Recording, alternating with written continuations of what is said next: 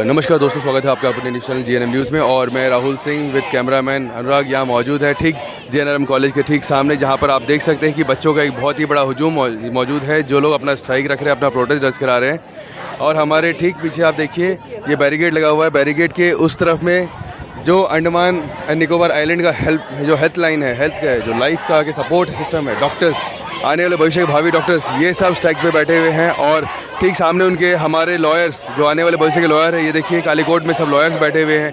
सामने arts and science college, एनकॉल और आपका टैगोर कॉलेज के बच्चे भी यहाँ देख सकते हैं आपको।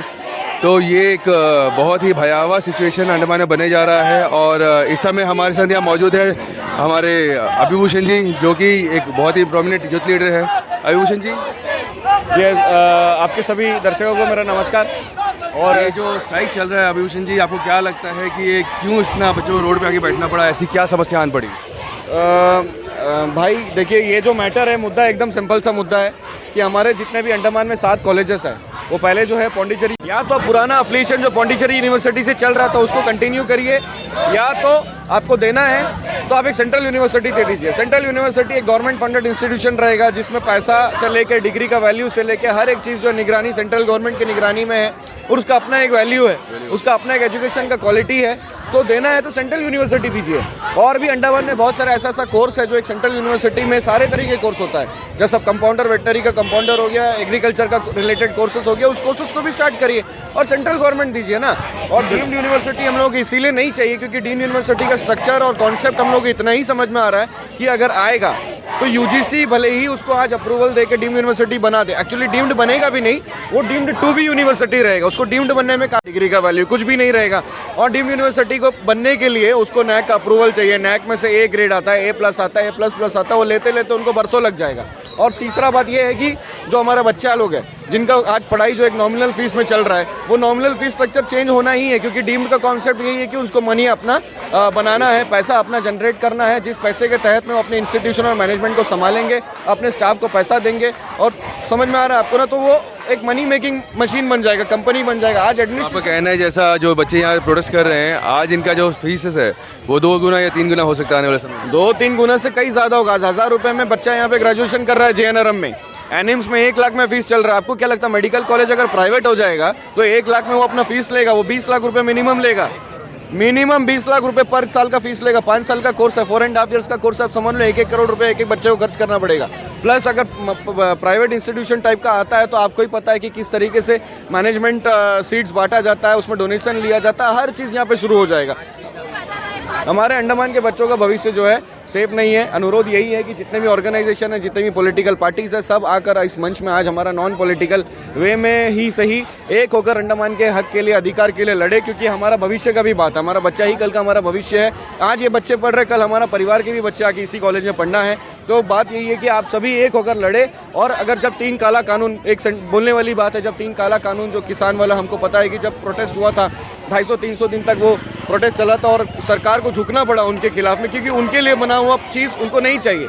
उन्होंने एक होकर लड़ाई किया और उनको जीत मिला। तो हमारे बच्चे भी अगर यहाँ में चाहे 10 दिन बैठे, 15 दिन बैठे, 20 दिन बैठे और सब मिलकर अगर पूरा इनका समर्थन दे तो ये रिवोक होना कोई बड़ा बात नहीं, क्योंकि ये पार्लियामेंट में पास हुआ वाला चीज़ नहीं है। ये केवल सेंट्रल गवर्नमेंट द्वारा, एजुकेशन मिनिस्टर द्वारा जो है इसको एक इम्प्लीमेंटेशन किया जा रहा है कि अफिलिएशन को हटा के हम एक डीम्ड यूनिवर्सिटी यहाँ पे एक ऑफिस बनाएंगे, जो कि पूरा यूनिवर्सिटी भी नहीं है, जो केवल एक कार्यालय है जिसमें एक 4 रूम है, एक बोर्ड लगाया हुआ है और उसमें एक नॉर्म्स बनाया गया। उस नॉर्म्स के तहत जो इनका डिग्री का फिलहाल अभी कोई भी वैल्यू नहीं है, क्योंकि इंफ्रास्ट्रक्चर वाइज डिग्री नहीं है, कॉलेज नहीं चल रहा है। तो अगर देना है तो सेंट्रल गवर्नमेंट, सेंट्रल यूनिवर्सिटी दीजिए, या तो फिर पुराना जो पौंडीचेरी यूनिवर्सिटी का अफिलिएशन था उसको कंटिन्यू करिए। धन्यवाद अभिभूषण जी। तो जैसा आपने सुना अभिभूषण को, और आप देख सकते हैं यहाँ पे बाकी बच्चे भी बैठे हुए हैं। तो जो स्टूडेंट्स हैं इनसे मैं आपकी बात कराऊंगा ये बहुत जल्द कि इनका क्या डिमांड है और क्या स्टूडेंट्स चाहते हैं एडमिनिस्ट्रेशन से। जो कुछ प्रोफेशनल डिग्री के स्टूडेंट्स, जिनमें से कुछ लॉ के स्टूडेंट्स और कुछ मेडिकल स्टूडेंट्स हैं। तो मैडम ये आप लोग जो प्रोटेस्ट है पिछला 4 महीने से कंटिन्यू चल रहा है, पहले लॉ कॉलेज प्रोटेस्ट हुआ और यहाँ प्रोटेस्ट हो रहा है, तो क्या माजरा है? आप लोग क्यों जिसकी बात सुन रहे हैं, आपका नहीं सुन रहे हैं? क्या सीन क्या है यहाँ का? अभी यही सीन है कि हम लोगों का जो राइट्स है वो हम लोग को नहीं मिला है। तो अभी जब तक हम लोग को क्लैरिफिकेशन नहीं मिलेगा ये चलते रहेगा। तो अभी आप लोग कब तक प्रोटेस्ट करेंगे? जब तक हम लोग क्लैरिफिकेशन नहीं मिलता। और आप भी आके भाई कौन से कोर्स में हो आप? भैया हम लोग BA-LLB फर्स्ट ईयर के स्टूडेंट्स हैं यहाँ पे हम लोग।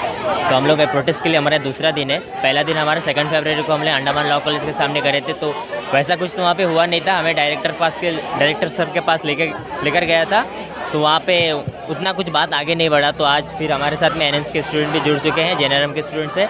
एनकॉल के फ़िलहाल तो कोई है ही नहीं, टैगोर के भी स्टूडेंट्स नहीं है, तो हम लोग आए हैं। हमारा मेन डिमांड अभी ये है कि अभी देखिए डीम्ड यूनिवर्सिटी नया बना है, इसका 2 रूम यहाँ पे है सिर्फ, इसका ना ही कुछ प्रॉपर इंफ्रास्ट्रक्चर है ना ही कुछ है।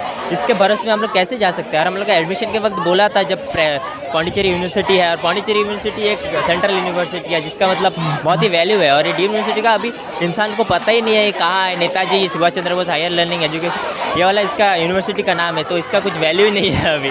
तो अब अभी हम लोग का बस डिमांड है, साहब ने चिल्ला के बोला था ये बात, तो हमारा डिमांड ये है कि हमें अंडर पौंडीचेरी दे दिया जाए। इसके बाद से आप एडमिशन के वक्त ही बोल दो कि बताया गया था कि आप लोग जो एडमिशन है पौंडीचेरी यूनिवर्सिटी में होगा, और अभी आगे आपको अचानक से आगे डीम्ड यूनिवर्सिटी में डाला जाता है। हमारे पास इसका रिटर्न डॉक्यूमेंट भी है कि हम लोग का एडमिशन फॉर्म जब मिला था उसमें लिखा था क्लियरली, ये चीज़ लिखा था कि you are selected in the Pondicherry university. पर अभी अचानक हमारे कंसर्ट के बिना एक दिन अचानक से आके प्रिंसिपल बोल रहे हैं कि आपका जो कोर्स है वो डीम्ड यूनिवर्सिटी में कन्वर्ट होने जा रहा है, और साथ ही साथ आप लोग का BA-LLB ऑनर्स होने जा रहा है, जो कि मतलब बाहर में जो भी कॉलेजेस है इसमें ये चीज़ का फीस बहुत ही हाई होता है, लेकिन BA-LLB का फीस लो होता है। तो उन लोग हमें ये चीज़ बोल रहे थे कि आप BA-LLB ऑनर्स ले लो, पर हम लोग ने वो चीज़ नहीं किया, हम लोग ने BA-LLB लिया। तो यही बात है। तो आप देख सकते हैं जो लॉयर होता है जो कि सबको इंसाफ दिलाने वाला है, उनका क्या दशा है।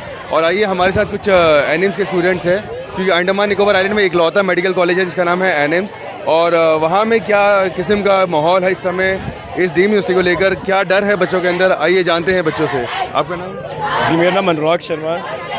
क्या प्रॉब्लम्स आप लोग फेस कर रहे हो, और आप लोग डॉक्टर्स जितने भी भविष्य के डॉक्टर आप सब यहाँ क्यों जमा हैं, क्या हुआ? देखिए अभी हम सभी यहाँ पे एक लीगल वे में प्रोटेस्ट करने के लिए आए हैं, अपनी क्लासेस को साइड रख के। और आपको जैसे कि पता ही है मेडिकल स्टूडेंट्स के लिए हमारी क्लासेस, हमारी जो पढ़ाई है बहुत इंपॉर्टेंट होता है। अगर हम एक भी क्लासेस छोड़ रहे हैं हमारा बहुत नुकसान होता है, बट उसको साइड रख के हम यहाँ पे प्रोटेस्ट करने आए हैं। क्योंकि जब हम यहाँ पर एडमिट हुए थे 2025 बैच, तो हमें क्लियरली वहाँ पे मेंशन था कि हम PU के अंडर में एफिलिएटेड है। तो हम जो है हमारा जो 2025 पूरा बैच है, हम सभी नीट देकर आए हैं यहाँ पर, जैसे कि आपको पता है, जो कि एक नेशनल लेवल एग्ज़ाम है, और इसके लिए हर एक बच्चा बहुत मेहनत करता है। तो जो यहाँ पे जो मेन आने का जो मकसद था हमारा NIMS में आने का, यही था कि ये गवर्नमेंट कॉलेज है एंड PU एफिलिएटेड है। जो PU जो यूनिवर्सिटी थी तो इंडिया में एक अच्छी रैंक में थी वो, तो उससे यहाँ से MBBS डिग्री करने से हमारे जो डिग्री का वैल्यू रहता था वो अच्छा खासा रहता था। और अभी सडन कन्वर्जन ऑफ जो डीम्ड यूनिवर्सिटी हो रहा है उससे जो इसकी वैल्यू है वो कम हो जाएगी। हमारे यहाँ पे AIQ डर ये है कि जो आपकी जो डिग्री है उसकी वैल्यू कम हो जाएगी, और इन फ्यूचर जॉब प्रोस्पेक्टिव के लिए आपको प्रॉब्लम। बस वैल्यू की नहीं है, हम मेजरली है कि हमारे साथ एक स्कैम टाइप हुआ है, क्योंकि हमारे यहाँ पे AIQ के भी स्टूडेंट्स हैं जो कि डिफरेंट स्टेट से आए हुए हैं। कोई यहाँ पे राजस्थान का है, कोई यहाँ पे गुजरात का है, कोई केरला का है, तो कोई यहाँ पे हमारा नॉर्थ से आया हुआ है। तो सभी अगर चाहे तो जो NMC होता है वो काउंसलिंग जो करवाता है उसके अंदर में डिफरेंट पोर्टल्स होते हैं। डीम्ड कॉलेज का अलग से पोर्टल होता है, गवर्नमेंट कॉलेज का अलग से पोर्टल होता है। अगर ये पहले से इनको पता रहता कि डीम्ड कॉलेज है यहाँ पे, तो यहाँ पे कोई आता ही नहीं। यहाँ पे क्लियरली शो हो रहा था कि जो गवर्नमेंट कॉलेज है उसके अंडर में आ रहा है, हमारा NIMS शो हो रहा था, इसीलिए बच्चे यहाँ पर आए हैं। वो चाहते थे दूसरे कॉलेज भी ऑप्ट कर सकते थे। अभी मिड ऑफ द सेशन अचानक से हमें ये बोल रहा है कि हमारा जो यूनिवर्सिटी है डीम्ड यूनिवर्सिटी बन जाएगा। तो ये हम इससे पहले अवेयर नहीं थे। अगर पहले से हमें मालूम चलता तो हम दूसरी जगह भी कॉलेज ले सकते थे, बाहर का कॉलेज ऑप्ट कर सकते थे। तो हमारी मांग यही है कि जो हमारा बैच है, जो 2025 बैच है, हम स्टार्टिंग से PU के अंडर में थे, हम PU के अंडर में ही रहे, क्योंकि हमारे पास ऑल राइट है ये पूछने का। और ये हम बिल्कुल अगर यहाँ पे कुछ नहीं हो रहा है तो हम लीगल प्रोसीजर भी फॉलो करेंगे, एंड बाई साइड हम प्रोटेस्ट भी कर रहे हैं ताकि लोगों को मालूम चले जो NIMS के बच्चे, हमें भी इससे दिक्कत है, हम खुश नहीं है इस प्रशासन के जो फैसला है इससे। आप क्या कहना चाहेंगे जो पूरा जो सिनेरियो यहाँ पर इस समय जो प्रोटेस्ट चल रहा है, आप लोग भी मेडिकल का स्टूडेंट्स हैं? ऐसे ये बोल रहा था कि हमारा कॉलेज पहले पौंडीचेरी यूनिवर्सिटी में था, अभी जो नया डीम्ड यूनिवर्सिटी आने वाला है उसका ऑलरेडी DBRED का B.Tech बैच अफिलिएटेड है, पर उनके पास कोई अफिलिएशन लेटर नहीं है कि ये डीम्ड यूनिवर्सिटी के अंडर है। और ये जो क्लेम कर रहे हैं अगर हम लोग डीम्ड यूनिवर्सिटी बन जाएंगे तो पेपर जो डिले हो रहा है, रिजल्ट का डिले हो रहा है, वो सब ठीक हो जाएगा, जो अभी भी नहीं हो रहा है DBRED में, वो अभी भी फेस कर रहे हैं। जिनको 2 इयर्स का टाइम दिया गया है, 2 इयर्स सिर्फ एक B.Tech कोर्स के लिए वो लोग ठीक से नहीं कर पाएंगे, तो इतने सारे कॉलेजेस को रख के वो कैसे ठीक डीम्ड यूनिवर्सिटी को आगे लेके जाएंगे। और ये डीम्ड टू बी यूनिवर्सिटी है, इसके लिए 5 इयर्स टाइम दिया जाएगा। अगर ये 5 इयर्स पे अगर वो बूम नहीं हुआ, अगर वो अपना क्वालिटी नहीं दिखा पाएगा तो ये वापस हो जाएगा। तो हमारा बैच सिर्फ एक्सपेरिमेंट जैसा हो जाएगा।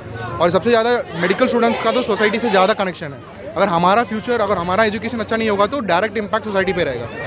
ये डीम्ड यूनिवर्सिटी का कोई क्वालिटी नहीं है, कुछ भी नहीं है। ये बस कल बढ़ाया गया, आज आ गया। इसमें कोई भी वाइस चांसलर का पोस्ट डिसाइडेड नहीं है, रजिस्ट्रार का पोस्ट डिसाइडेड नहीं है। जो भी डिसाइडेड है वो क्वालिफाइड लोग नहीं है, क्राइटेरिया फुलफिल नहीं करते रजिस्टर्ड का। बस रजिस्टर्ड का नाम में एक जन बैठा है, वो कोई क्राइटेरिया फॉलो नहीं करता है। एक रजिस्टर बनना है तो उसको अकेडमिक प्रोफाइल होना चाहिए अच्छा, वो कोई भी नहीं उसका। ये बस कल बनाने वाला डीम्ड यूनिवर्सिटी है जो आज बोल रहा है कि हम लोग अंडमान का हायर लर्निंग को उठा देंगे, जो नामुमकिन है।